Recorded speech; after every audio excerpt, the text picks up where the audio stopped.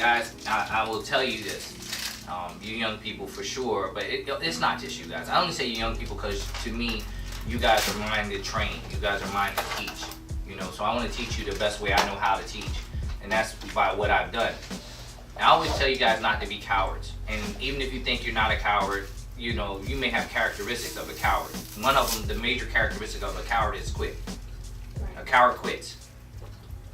Because the easiest thing to do is what? Quit. To quit. You start getting mad, you hear people, you know, committing suicide. That is the ultimate quit, but it's a quit. You feel like you can't live this life anymore, then that means, you know, you're ready to end it. Right? On your terms. Right. Instead of fighting.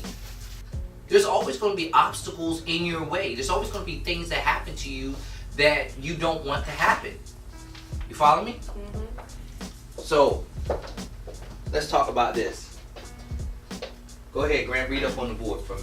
You must be willing to do things others won't do in order to have the things others won't have. Everything you want is on the other side of fear. See? These things, the reason why I do this for y'all, it's a very simple thing. It's a very simple thing. People will always find a way to put something between them and knowledge of applying it. There's always something came up why I couldn't be there. Something came up while I'm late. Something came up why I didn't, make that phone call I wanted to make. Something came up.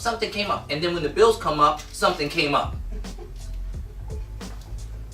I mean, if I'm lying, you tell me. If I'm lying, you tell me.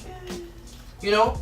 People say, you know, money's not everything. No, it's not. But it's the only thing that'll keep your collectors off your back. You owe money. That's the collector. That's collections. You are going to be put in collections. Your credit is going to be damaged. Some people say, I don't care about no credit. Nobody in my family had good credit anyway. Well, there you go. There's your family curse. Yeah. There's your family curse. When people say we got generational curses, that's only because your mouth allows it. You actually spoke that into existence. That's right. Now you are part of the chain. You know, sometimes people say, hey, the weak link is where the chain breaks, right? What if that's where the strength is? Somebody's got to break away the chain. Right. See, everybody, it's just the way you look at things. The way you look at things is what's going to dictate the way your day goes. The way your day goes is usually going to dictate the way your week goes. The way your week goes is usually going to dictate the way your month goes, and so on and so forth. Next thing you know, you had a bad year. Next thing you know, oh, I wish I just hit the lottery, just like everybody else. You don't know everybody else plays the lottery? You look at the lines in all these stores, everybody's lined up. They don't hit the lottery because if they hit the lottery, guess where they won't be? They won't be in that line. I think the most poisonous thing that parents do, and not just parents, but other people do as well, is they tell their children they got plenty of time. Right. That's the worst thing that I ever heard. And I heard it all my life too. Oh, you're so young, you got plenty of time. You heard the family we sold the other day, right? He said, oh, you're so young, you'll outlive us, and this, that, and the other. How we know? Just because they're in their late 70s, 80s, I could go right today and they could be sitting there pulling weeds out of their lawn. Yeah, I was thinking the same thing too. Yeah, you don't know. You're not God. You don't know. You could say, if we're looking at age expectancy, the national age expectancy, yes, you could say that then, but we're not guaranteed for that. At some point in time, you got to get sick and tired of being broke. You got to get sick and tired of not being the top of what you can be in business. You have to get sick and tired of it. The same people you know every single day, they usually broke, they're broke today too. They broke yesterday, they broke today too. And that's who you hang around. Misery loves company. Truth of the matter is, so does success. Problem is, success is a little harder to come by.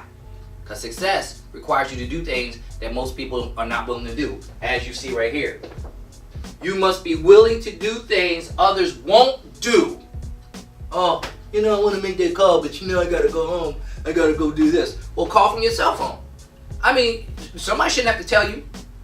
If you want it bad enough, don't nobody have to tell you. That's why I start with your mind. Your mind is so important. If your mind is wrong, then your ideal is wrong. Your ideal is wrong. Your vision is wrong. Your direction is wrong. Your compass is wrong. And then your life is wrong. Everything about it is going to be wrong.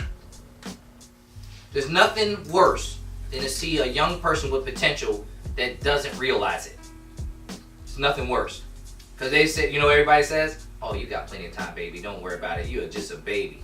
And I might agree. Age-wise, you're very young. But what about to an 8-year-old? Are you still young? So how you going to teach an 8-year-old what to do right and wrong when you say you're too young to know it? So you're too young to know it, and you may be 20, right? Right. An 8-year-old is 12 years younger than you. So what we're saying is that 8-year-old needs to wait 12 years in order to still be too young to do something. Wow. When does it start that we start to learn? Right. Right? When is it that we're old enough to make a difference in our family's life?